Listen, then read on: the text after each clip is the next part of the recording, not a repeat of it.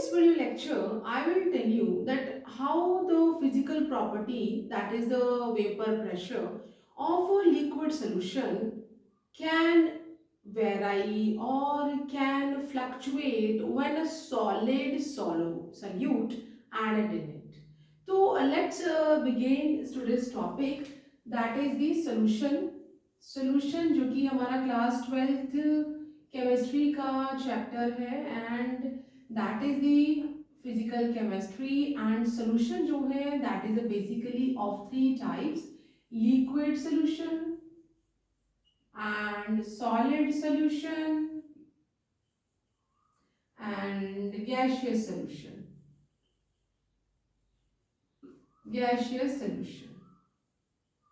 So what will happen when a solid solute is added in a liquid solvent? तो आज हम liquid solution, binary solution की बात कर रहे हैं। यहाँ पे हमें तीन तरह के सॉल्यूट मिल सकते हैं: गैस इन लिक्विड और liquid in liquid and solid in liquid. So आज के इस टॉपिक में हम डिस्कस करेंगे that what will happen when a solid solute जो है, सॉलिड सोल्यूट में हमारे पास शुगर भी आ सकती है, सॉल्ट भी आ सकता है, यूरिया भी आ सकता है, and glucose in a water. ये हमारे सारे क्या है, सॉलिड सॉल्यूट है। और यहाँ पे जो ये सॉलिड सॉल्यूट है और यहाँ पे जो सॉल्वेंट है that is the water. Solvent हमारा क्या है, वाटर है, और सॉल्यूट हमारे ये है। हम इवन की यहाँ पे आयोडाइन भी ले सकते हैं, और आयोडाइन इन कार्बन डाइसल्फाइड। तो यहाँ पे कार्बन डाइसल्फाइड जो हमारा लिक्विड है और आयोडाइन जो है that is our solid solute. जो फिजिकल प्रॉपर्टी ऐसा सोल्यूशन बनेगा उसमें जो वेपर प्रेशर है कैसे वो डिफर करेगी as compare to pure solvent से। जब हम पानी में शुगर या सॉल्ट या यूरिया या ग्लूकोज डाल देते हैं तो जो पानी का वेपर प्रेशर है वो किस तरह से डिफर हो जाएगा with respect to pure water. तो इसके लिए हमने क्या देखना है, आज का जो हमारा सोल्यूशन है that solution is a binary solution. हम कौन से सोल्यूशन की बात कर रहे हैं, binary solution. And binary means एक हमारा यहाँ पे सॉल्यूट है और जो हमारा दूसरा है दैट इज द सॉल्वेंट। क्योंकि हम लोग कैसे सोल्यूशन की बात कर रहे हैं, लिक्विड सोल्यूशन की। तो हमारा जो सॉल्वेंट है, जो मेजर पार्ट है दैट इज द लिक्विड। और यहाँ पे क्योंकि हम जो सॉल्यूट है वो हमने कैसा ले लिया है, सॉलिड। और ये जो हमारा सॉलिड है that is the non volatile. Solid कैसा, सॉल्यूट कैसा रहेगा, नॉन वोलेटाइल, मीन्स ये वेपराइज नहीं होता है। तो एज कंपेयर टू जो हमारा प्योर वाटर है, जब इस तरह का सोल्यूशन बनेगा उसका वेपर प्रेशर जो है वो डिक्रीज हो जाएगा। क्यों डिक्रीज हो जाएगा, अगर हम प्योर वाटर की बात करें, हमने इस कंटेनर में एकदम से प्योर वाटर रखा हुआ है। सो जो हम थर्मोडायनेमिक्स में पढ़ते हैं कि at any temperature, at any temperature जो हमारा लिक्विड होता है वो वेपराइज होता ही रहता है। और एक एट इक्विलिब्रियम स्टेज, ऐसा स्टेज आ जाता है जबकि जितने वेपर्स बन रहे हैं उतने ही वापस कंडेंस भी हो रहे हैं। इक्विलिब्रियम स्टेट ऐसा आ जाएगा कि the number of molecules which are going to be vaporise, जितने वेपराइज होते हैं उतने ही वापस कंडेंस हो जाते हैं। ऐसे स्टेट में जो वेपर फॉर्म में हमारा वाटर अवेलेबल है वो जो प्रेशर एग्जर्ट करता है प्योर हमारे लिक्विड के ऊपर that is known as vapour pressure. वो वेपर प्रेशर कैसे वेराई कर जाएगा अगर इसमें कोई नॉन वोलेटाइल सॉल्यूट ऐड कर दिया जाए तो। क्योंकि हमारा जो let me erase this one, हमारा जो सोल्यूशन हम पढ़ रहे हैं, हमारा जो सोल्यूशन बनेगा नॉन वोलेटाइल सॉलिड को ऐड करने के कारण, सोल्यूशन कैसा है, लिक्विड सोल्यूशन है, ठीक है। हम लिक्विड सोल्यूशन की बात कर रहे हैं जिसमें जो सॉलिड है that is added in a water, या हमारा जो कोई भी लिक्विड है उसके अंदर उसको ऐड किया गया है। अब क्या होगा, अगर हमारा ये जो कंटेनर है इसमें पहले तो सिर्फ वाटर ही था, तो यहाँ पे जो प्रेशर एग्जर्ट होगा वो भी वाटर के वेपर फॉर्म से ही एग्जर्ट होगा। लेकिन जब हमने सॉल्यूशन बना दिया है, अब हमने यहाँ पे सॉल्यूशन बना दिया है, इसमें हमारे पास सॉल्यूट भी है प्लस सॉल्वेंट भी है, दोनों ही है। तो यहाँ पे जो टॉप लेयर होगी, जो सरफेस एरिया है, वहां पे सिर्फ और सिर्फ सॉल्वेंट के मॉलिक्यूल्स नहीं होंगे, तो यहाँ पे कौन कौन अवेलेबल होगा, सॉल्यूट प्लस सॉल्वेंट, दोनों के ही मॉलिक्यूल्स होंगे। तो जो सॉल्वेंट है उनके मॉलिक्यूल्स को ऊपर जाने के लिए ऑब्वियस है एरिया कम हो जाएगा, क्योंकि कुछ एरिया जो है अब वो सॉल्यूट जो वहां पे ऐड किया गया उसने कवर कर लिया है। सो जो वेपर फेस में हमारा लिक्विड पहुंचेगा वो भी कम हो जाएगा as compare to pure solvent से। सो द वेपर प्रेशर जो है, वेपर प्रेशर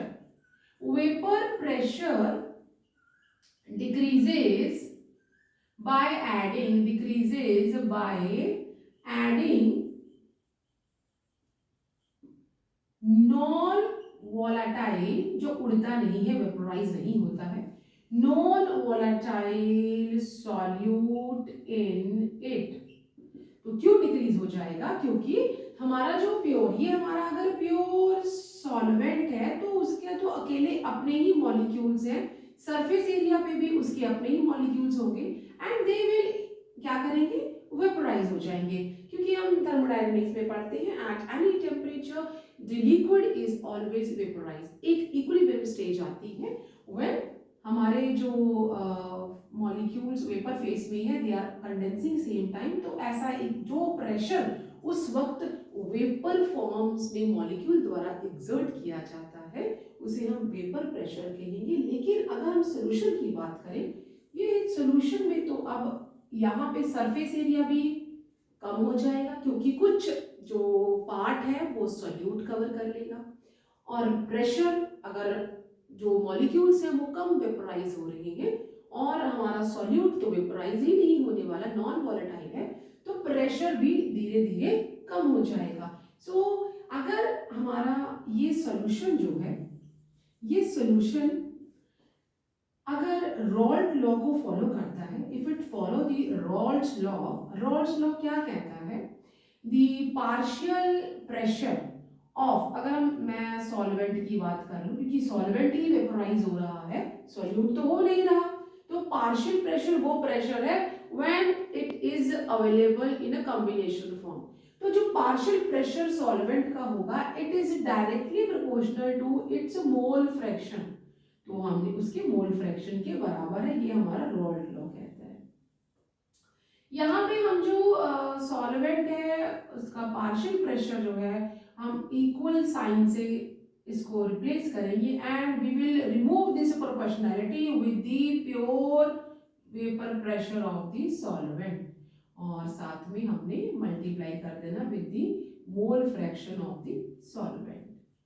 तो इस तरह से अगर हमारा सॉल्यूशन जो है वो हर कंसंट्रेशन पे रॉल्ट लॉ को फॉलो करता है, then partial vapor pressure of that solvent is directly proportional to pure pressure of solvent with the multiply with the mole fraction of that solvent। तो अगर हम इसे ग्राफिकली प्लॉट करें then how we will get, यहाँ पे हमारा मान लो कि जो मोल फ्रैक्शन है वो 0 है, जैसे जैसे मोल फ्रैक्शन सॉल्वेंट का बढ़ जाएगा वैसे वैसे उसका pressure, because that partial pressure is directly proportional to the mole fraction, तो जैसे जैसे बढ़ेगा वैसे वैसे प्रेशर, अगर यहाँ पे मोल फ्रैक्शन 1 है तो यहाँ पे जो पार्शियल प्रेशर है that will be also increased. तो यहाँ पे हम देखें कि हर कंसेंट्रेशन पे जो वेपर प्रेशर है सॉल्यूशन का, जिसमें कि नॉन वोलेटाइल सॉल्यूट है, वो लीनियरली इंक्रीज करेगा।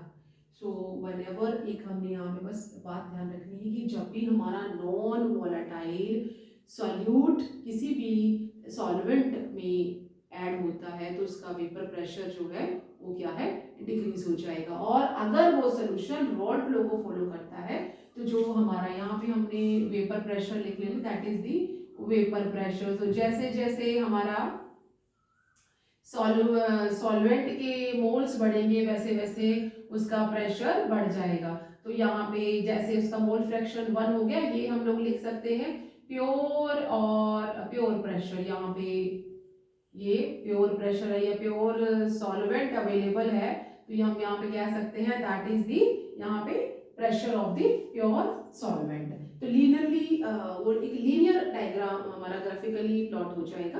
तो जब भी हम कोई भी नॉन वोलेटाइल सॉल्यूट डालते हैं तो वेपर प्रेशर जो है हमेशा ही डिक्रीज हो जाएगा। तो हम यहाँ पे लिख सकते हैं vapour pressure of non volatile solute in liquid solution decreases, वो क्या करेगा, डिक्रीज करेगा।